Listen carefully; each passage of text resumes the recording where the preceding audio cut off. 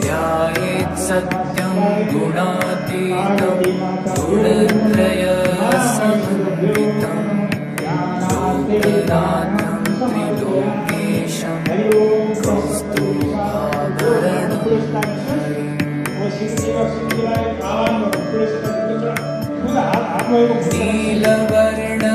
नीलवर्णपितवस्त्रं श्रीवत्सपदभूषितं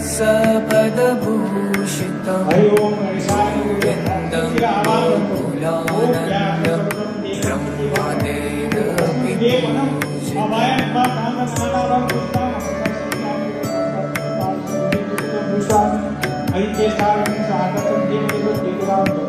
ध्यायेत् सत्यं गुणातीतं गुणत्रयसमन्वितं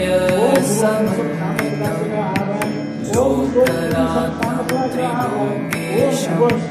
कौस्तुभाभरणं